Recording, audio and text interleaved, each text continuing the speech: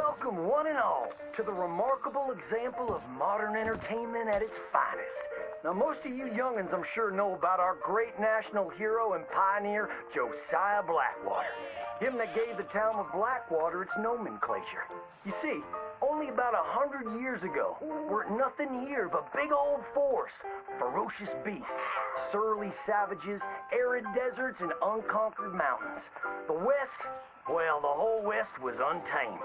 Your mama probably told you bedtime stories about Josiah's many adventures.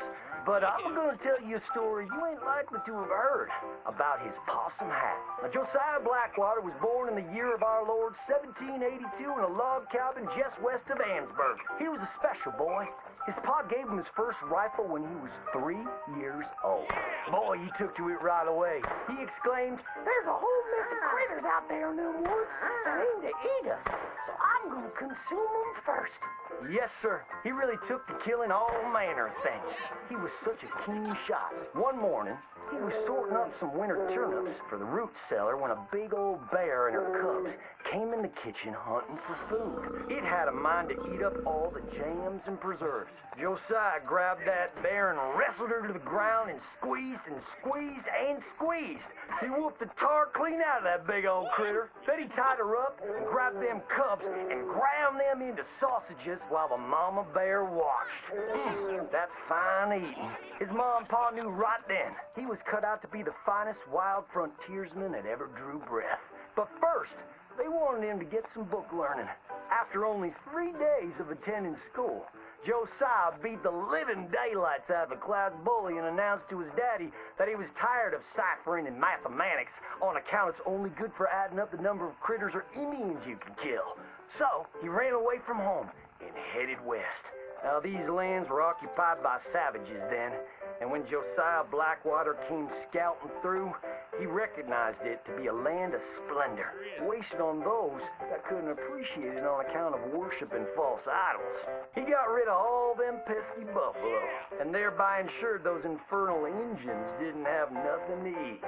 Of course, that got them mightily riled up, so he had to slaughter all of them too. Just like his daddy had once done to the Redcoats in 1775. Right about that time, he met an Indian girl he took pity on account of having annihilated her family. She was 12 years old, and so he took her as his wife. She gave him 2 sons before she died of typhus. Now, y'all know that Josiah Blackwater wore a possum for a hat. But most don't know how that came to be. Well, one day, old Josiah was riding a couple of alligators down the Lanahatchee River. Riding, standing up, and shooting eagles right out of the sky when he sees a big old mountain lion about to eat a possum. Josiah grabbed that mountain lion by the tail and wrestled it till it was plumb dead. Well, that possum really took to Josiah.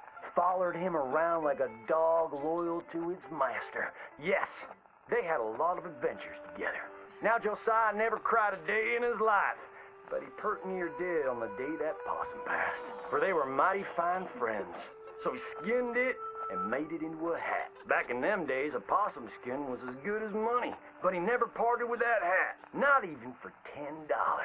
Once he founded the town of Blackwater, he sent word for settlers to come. It was the last stop in the west before San Francisco. He met a girl by the name of Rufina Helsby at a barn dance one night, took her as his wife, and settled down. Built himself a cattle empire and had 14 young'uns. But Josiah Blackwater wasn't the home-loving kind, and he grew mighty restless. One day on the courthouse steps, he announced, "You may all go to hell, and I will go to Saint Denis." And so he did.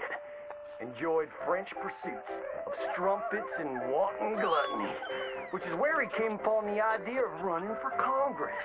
He wore that possum hat every day as a congressman, as a reminder of where he come from, saying, "I may live in barbaric splendor, but I always remember, keep your friends close and your gun closer, because you don't know when you might have to shoot them."